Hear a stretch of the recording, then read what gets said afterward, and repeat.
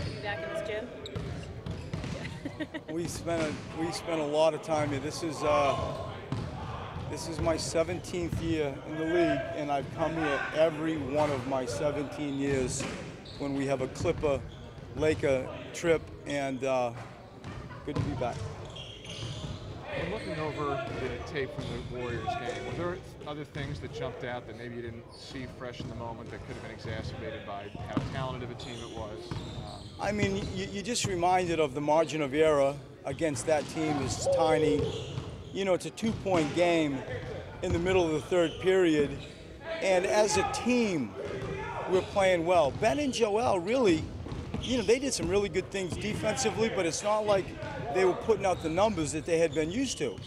And so the reminder of ball movement, not getting stuck, because they are our two best players, the balance of it's a team thing, it's a movement thing, and you know, the acknowledgement that the league is, you know, deciding on different ways to guard Ben Simmons, and the league is deciding on certain ways to guard Joel Embiid, and it's an evolution. Like, we got to continue to react, and we will.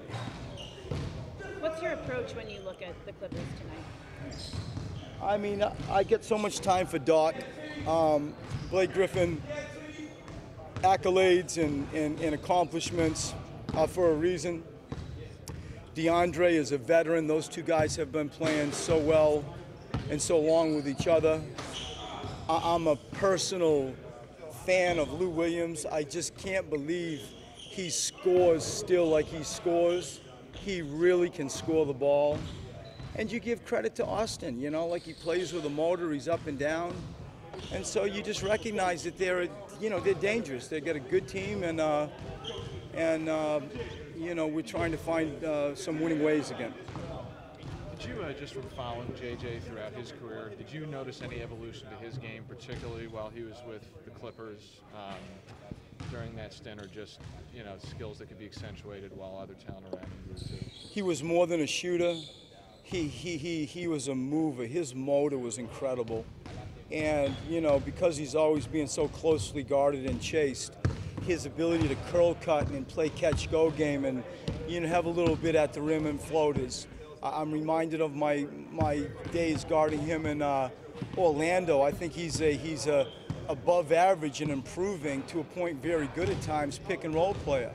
And I think the thing that surprised me the most, and now that I have him I see it, he is such an underrated defensive player.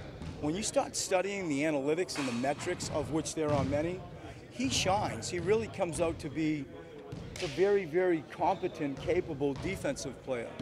For me, the biggest thing has been his leadership. Like, that's where he really is such a welcome addition. But the thing that stands out to me, and maybe you can continue on this, he's a pro.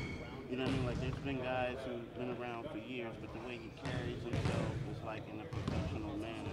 Can you just touch upon that for the young people?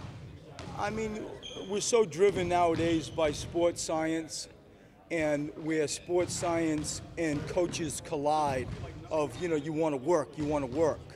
And you're always trying to find that balance. And like yesterday, JJ comes over on his own and still, you know, gets a lift in.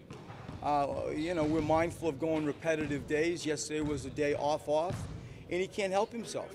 And so what he does in the locker room, how he takes care of his body, his attention to detail in a shoot-around, the reality that he's, you know, one of the best shooters the league's ever had, didn't just happen because he clicked his heels. There's work in his health, his longevity. All those things are a result of his professionalism and his discipline to be professional.